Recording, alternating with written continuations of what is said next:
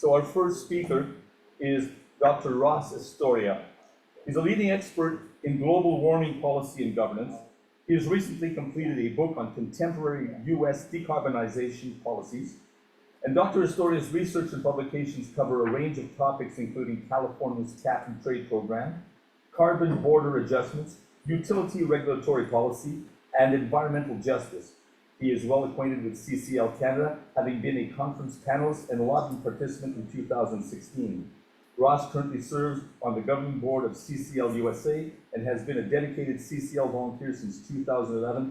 I welcome Dr. Ross Astoria back. Dr. Ross Astoria. Everyone wave to Ross. See, hello, Canada. Can you hear me? Am I unmuted? Can I get a little thumbs up that the tech's working right and folks can hear me okay? All right, I see a thumbs up from Brian. So good to see you all. My name again is Ross Astoria. For my day job, I am a professor at a place called University of Wisconsin at Parkside. That is about halfway between Milwaukee and Chicago here on the west side of Lake Michigan. And for my other job, I do a whole bunch of stuff, volunteer work with Citizens Climate Lobby. Right now, I am on the governing board for the U.S. organization here, and I'm doing some work with the nominations committee. We've been working really hard to expand and diversify our boards. I've been really putting my shoulder into that sort of work for the org at the moment. And then, as the introduction said, I have been on sabbatical for the past year, where I've been completing a book on U.S. decarbonization policy, forthcoming. I don't know exactly when, hopefully by the beginning of next year, but I've done all the work on kind of my end here to produce the manuscript, and I have I put a link in there to the outline of the book if anyone should be interested. Kathy, I can see you and someone else there. It's talking to the screen. I'm still not used to it. I feel like I'm talking to a screen and no human beings are there. Am I like... Okay, Brian's still giving me the thumbs up. Thanks, Brian. All right, so here's what we're gonna do. We got a short little stuff I want to go over, and I'm sorry to interrupt your wonderful exercise here with some what I think might be duller policy material. But I'm going to go over quickly what a border carbon adjustment is. I'm going to give you an overview of what we're going to try to achieve here in the United States with our lobby sessions, not this next week, but the one right after that. And then a little bit of time for questions and answers. And I'm there's a lot of questions right now you might be having in the United States. So you can ask them. I won't guarantee you I'll have an answer. All right, so just a refresher on border carbon adjustment mechanisms. So these are policies that adjust the price of an imported commodity based upon its carbon intensity or carbon content. And the idea here is that some countries that have greenhouse gas reduction policies might have greater cost of production, which would unlevel the playing field with respect to international competition. And the border policy is a way to kind of level the playing field. Usually a CBAM, as the acronym goes, is applied to what are called emission-intensive trade-exposed commodities, such as cement, plastics, aluminum, fertilizers, iron, and steel. And just as an example here, the EU has instituted and begun to implement a CBAM. I just checked on the state of that, and it's in phase 1, which means they are basically doing the paperwork for it, test running it.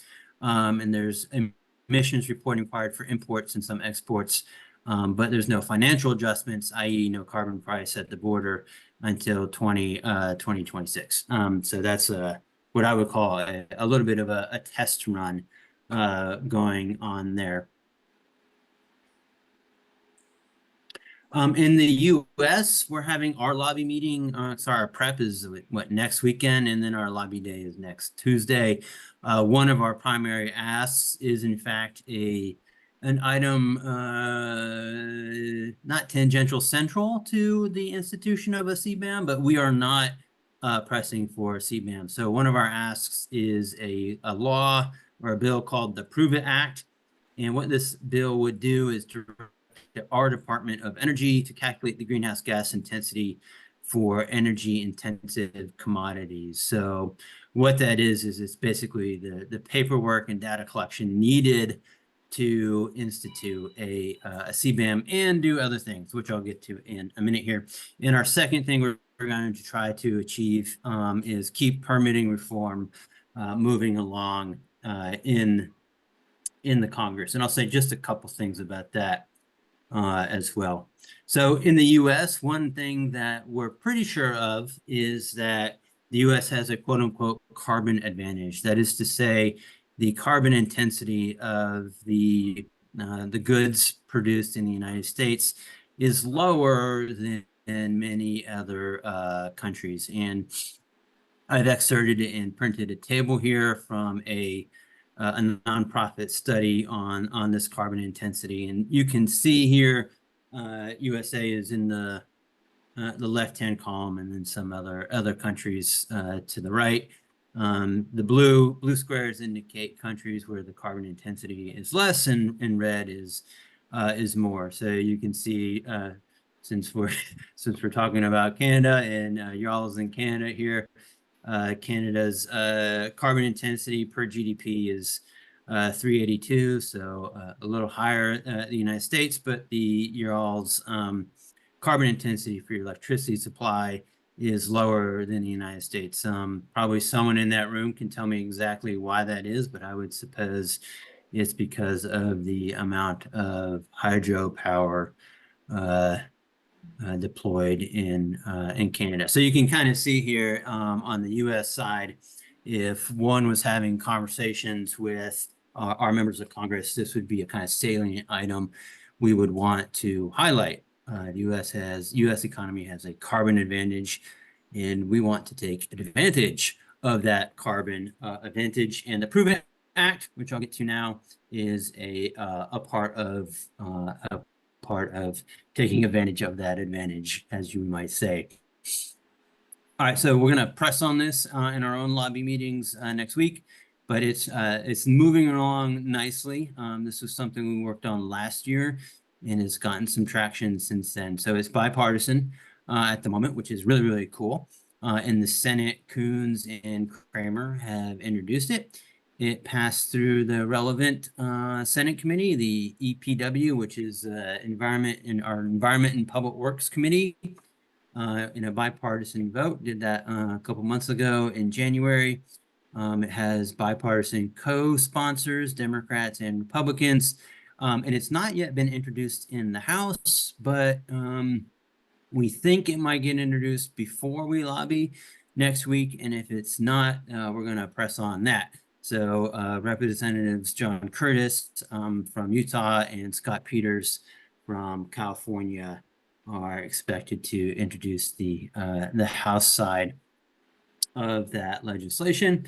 And what that does, so here's a little bit of the sloppiness of my slides. I don't have what this does. It directs the Department of Energy, Prove It Act, to basically collect all the relevant data on the carbon intensity of emission-intensive products in the United States, so that we can take kind of general tables like this about carbon intensity per unit of GDP and per unit of electricity, and give some specific numbers to specific products such as steel and aluminum, and hopefully even to the carbon intensity of those products from particular facilities. And in this way, we're aiming to take advantage of the carbon advantage. And also on our side of the border, we're looking to facilitate discussions and dialogues across party lines. All right, so I'll take questions on that in a minute, and then I want to let you know about the second thing we're doing here on the US side of this project, and that's permitting reform. So the general state of play here, and this is what I wrote my book on, so I've tried to boil that down into three very general, high-level sentences. But in August 2022, the Congress passed a bill with the unfortunate acronym of the IRA, which stands for the Inflation Reduction Act. And this incentivizes the building of renewable energy projects. How it does so is long-winded and complicated. So I'll leave it at that. And the subsequent problem here is that in the United States, and probably the same in Canada and in Europe and in China, is we have an infrastructure that is organized around the attributes of fossil-fired generation, right? So with respect to power lines, that means we have high voltage power lines set up that can that kind of connect coal-fired power plants to load pockets, cities.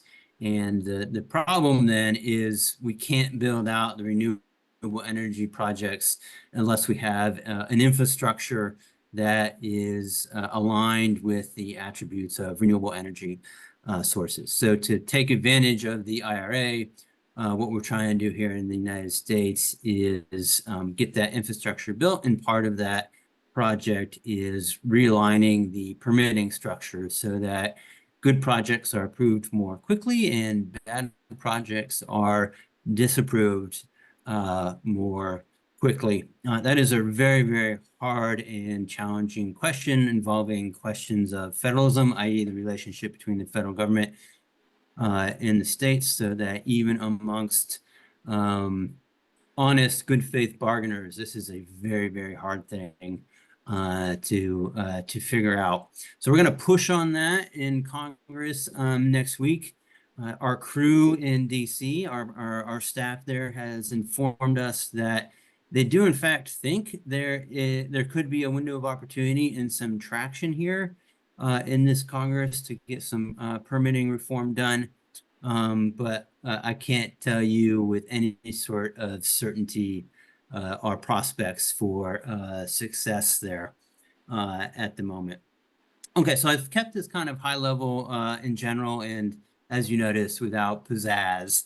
So let's take a few. I think I've got maybe 10 minutes here, so maybe I'll take a few questions if folks have them. And if you don't, I will let you go on to continue with your exercises and activities. That seemed quite wonderful.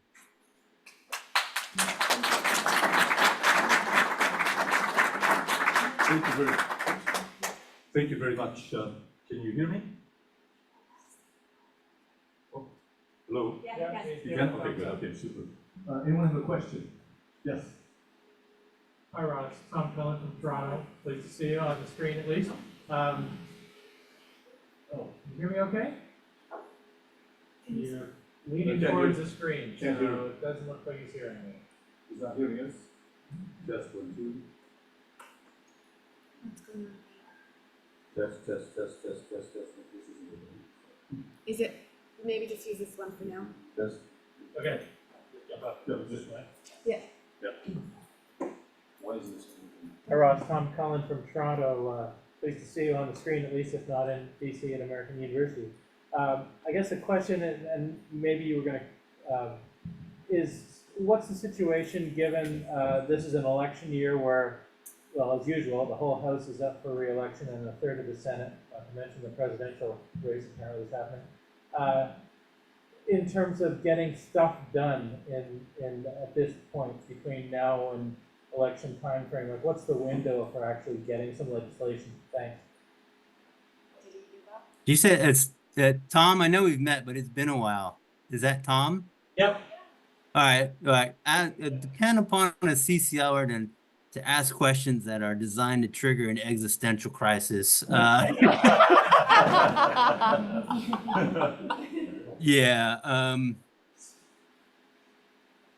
Yeah, I don't know how your media is portraying what's going on over here, but I'm quite concerned about the fragility of our democratic institutions here. And so I really don't know what the next administration and next Congress might look like. And I try not to overemphasize here, but I really think there's a chance that on this side of the border, we are going to be really struggling to keep open, an openish society.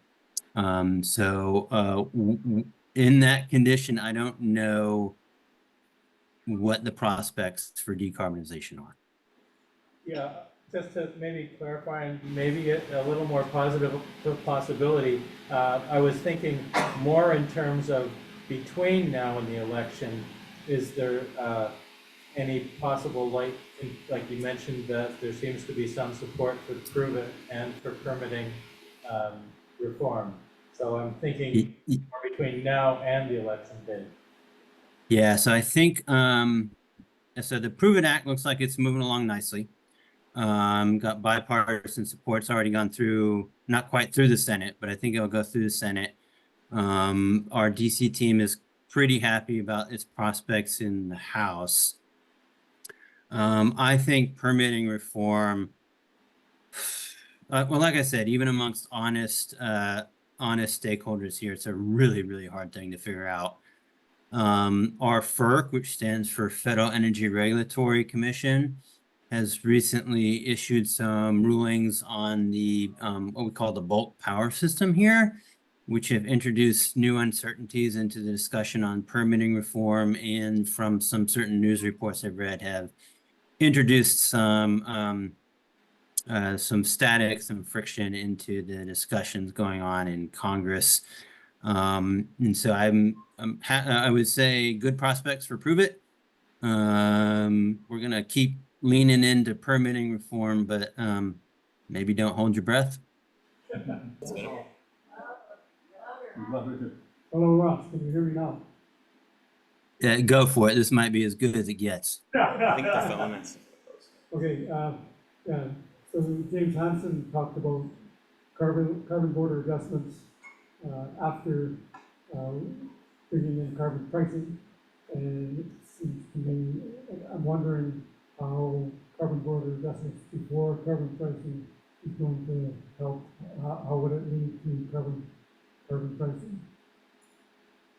Okay, cool. Yeah, so I think this question was about the relationship between border adjustments and carbon pricing. So this is where I did most of my work. And so one thing here is a border adjustment in conjunction with a carbon price is kind of the suite or pair of policies that makes the most sense in terms of both mitigation, decarbonization, and in terms of international trade law. In the United States, see how to put this, we are not yet ready for a discussion about carbon pricing in that situation. And so what the Prove It Act is trying to do is to facilitate that discussion. Or one thing I think it's trying to do is facilitate that discussion. And so we're being careful on the US side to talk about our US carbon, our carbon advantage, but not to link that too closely with particular domestic decarbonization policies, such as carbon pricing. Any other questions? Anyone? Well, thank you very, very much, sir. We appreciate it. Okay. I think Kathy's sending you kisses there. So thank you very much. Oh, Kathy, how sweet. Are you going to be there next week? Yes, I am. Yes, she Okay. is. Oh, and then thank you for your time. I really appreciate it. And then for Kathy in particular, but for everybody, there's a group of us here who are interested in finding some easy to organize events to do some kind of discussions, comparative discussions on carbon policy and that sort of thing. So Kathy and others, no urgency here, but if you see any great opportunities that we can get together by Zoom and talk through this stuff, feel free to be in touch. Yeah. Can you hear me okay? Yeah, you are coming in great. Oh, you know what? I think yeah, okay, the audio was not hooked up properly. So thank you so much, Ross, for doing this. I apologize for the audio glitches here. I hope everybody could hear everyone okay. Yeah, I'm sorry about that. And thank you, Ross. That was excellent. I learned a few things as well, and I'm geared up to bring this information to my MP, and so are many people. So thank you, everybody. We're going to need about 5 minutes to figure out technically what's going on here and also to get up the next speaker's presentation. So thank you so much. Thank you. Have a good weekend, all. Thank you for your efforts. Bye. Bye. Bye. Okay, the 5-minute break. So smoke them if you got them. Now you're showing your age. How about time for Okay. sanitation break? Just be back in the flush. Did you get the email I sent you? Yeah. Yeah, wait 5 minutes and then Yeah, we discuss what we okay. talked about at the beginning. Won't let me minimize when I'm in presentation mode. Okay.